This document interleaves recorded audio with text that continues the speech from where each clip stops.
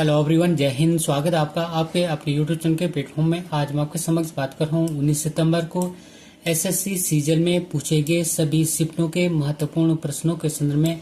और यह वीडियो आपके आने वाली सभी परीक्षाओं के लिए अति महत्वपूर्ण और लाभदायक होगा, इसलिए इस वीडियो को जरूर अंत तक देखें। और इसी के साथ मैं अपनी वीडियो को स्टार्ट करता हूँ। और फर्स्ट क्वेश्चन है कि 2011 जनगणना के अनुसार सड़कों का घनत्व किस राज्य में सबसे अधिक है? तो इसका आंसर होगा केरल राज्य। और भारत में सबसे ज्यादा सड़क घनत्व केरल राज्य में है और उसके बाद त्रिपुरा दूसरे स्थान पर है। बात करूं मैं केंद्र शासित प्रदेशों के संदर्भ में, तो केंद्र शासित प्रदेशों में दिल्ली प्रथम स्थान पर है, दूसरे स्थान पर चंडीगढ़ है और तृतीय स्थान पर पुदुचेरी है। बात करूं मैं सड़क घनत्व के संदर्भ में, तो प्रति 1000 वर्ग किलोमीटर क्षेत्र में सड़क की लंबाई को ही सड़क घनत्व कहते हैं। और नेक्स्ट क्वेश्चन है कि पंडित तरुण भट्टाचार्य किस वाद्य यंत्र से संबंधित हैं? इसका आंसर होगा संतूर।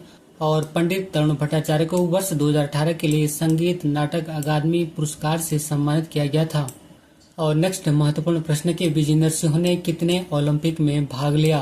तो इसका आंसर होगा 3। और विजेंद्र सिंह बॉक्सिंग के खेल से जुड़े हैं, अर्थात विजेंद्र सिंह बॉक्सिंग के खिलाड़ी हैं। और विजेंद्र सिंह ने ओलंपिक में पदक जीतने वाले पहले भारतीय मुक्केबाज हैं। और विजेंद्र सिंह बीजिंग 2008 ओलंपिक पुरुषों का 75 किलोग्राम में कांस्य पदक जीता था। और नेक्स्ट महत्वपूर्ण प्रश्न पूछा था कि भारत को पहला ओलंपिक पदक किस खेल ने दिया था? तो इसका आंसर होगा हॉकी। और भारत की पुरुष हॉकी टीम ने वर्ष 1928 के एम्स्टर्डम ओलंपिक में देश के लिए पहला स्वर्ण पदक जीता था।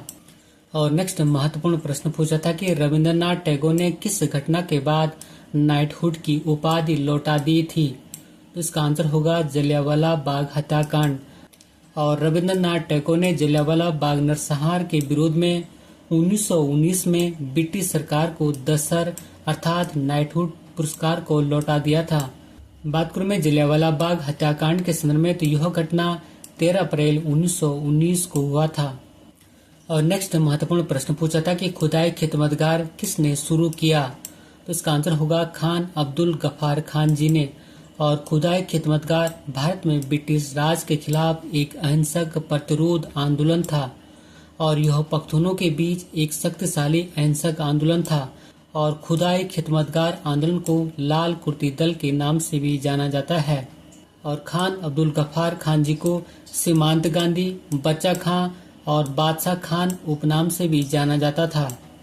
और नेक्स्ट महत्वपूर्ण प्रश्न पूछा था कि ऑर्थोपोडा से संबंधित जीव कौन सा है? तो इसका आंसर है तितली। और फाइलम आर्थ्रोपोडा प्राणी जगत का सबसे बड़ा संघ है।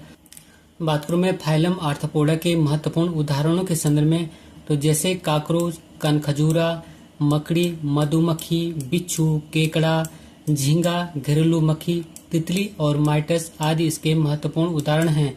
और ये उदाहरण ही कई बार जम्मू में पूछे जाते हैं। और नेक्स्ट महत्वपूर्ण प्रश्न पूछा था कि दिव्यांग व्यक्ति अधिनियम कब आया था? तो इसका आंसर होगा वर्ष 2016 में। और विकलांग व्यक्तियों के अधिकार अधिनियम 16 दिसंबर 2016 को पारित हुआ था। और यह अधिनियम 19 अप्रैल 2017 को लागू हुआ था। और इस अधिनियम ने अर्थात विकलांग व्यक्ति अधिनियम ने विकलांग व्यक्ति अधिनियम 1995 का स्थान लिया है। और नेक्स्ट क्वेश्चन है कि वर्धा नदी किस नदी की सहायक नदी है? तो इसका आंसर है गोदावरी नदी। और वर्धा, पूर्णा, प्राणहिता, मंजीरा, इंद्रावती, वेनगंगा, पेनगंगा, परवदा, सबरी नदियां गोदावरी की सहायक नदियां हैं। और गोदावरी नदी प्रायद्वीपीय भारत की सबसे लंबी नदी है और इस नदी की कुल लंबाई 1465 किलोमीटर है। और गोदावरी नदी महाराष्ट्र राज्य में नासिक के त्र्यंबकेश्वर की पहाड़ी से निकलती है और बंगाल की खाड़ी में गिरती है। और गोदावरी नदी को दक्षिण गंगा एवं वृद्धगंगा के नाम से भी जाना जाता है। और नेक्स्ट क्वेश्चन पूछा था कि ओडिसी नृत्य से संबंधित कौन है? तो इसका आंसर है केलू चरण महापात्र। बात करूं मैं ओडिसी नृत्य से संबंधित अन्य महत्वपूर्ण कलाकारों के संदर्भ में, तो जैसे कि संयुक्ता पाणग्रही, प्रोतिमा बेदी, रंजना गोहर, सुजाता महापात्र, कालीचरण पटनायक, सोनल मानसिंह, माधवी मुदगल आदि जो है ओडिसी नृत्य के महत्वपूर्ण कलाकार हैं। और नेक्स्ट महत्वपूर्ण प्रश्न है कि उपराष्ट्रपति को शपथ कौन दिलाता है? तो इसका आंसर है राष्ट्रपति। और भारतीय संविधान के अनुच्छेद 69 के अनुसार राष्ट्रपति उपराष्ट्रपति को शपथ दिलाता है और उपराष्ट्रपति महोदय राज्यसभा के पदेन सभापति होते हैं। और भारत के प्रथम उपराष्ट्रपति सर्वपल्ली राधाकृष्णन थे। और नेक्स्ट क्वेश्चन है कि चौथी बौद्ध संगति किस वंश के समय हुई थी?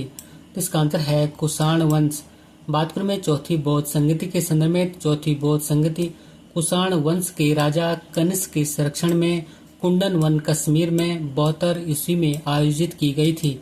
और इस परिषद के अध्यक्ष अर्थात चौथी बौद्ध संगति के अध्यक्ष वसुमित्र थे, जबकि उनके प्रतिनिधि के रूप में अश्वघोष थे। और नेक्स्ट महत्वपूर्ण प्रश्न की प्रधानमंत्री की नियुक्ति किस अनुच्छेद में है? इसका आंसर है अनुच्छेद 75 में।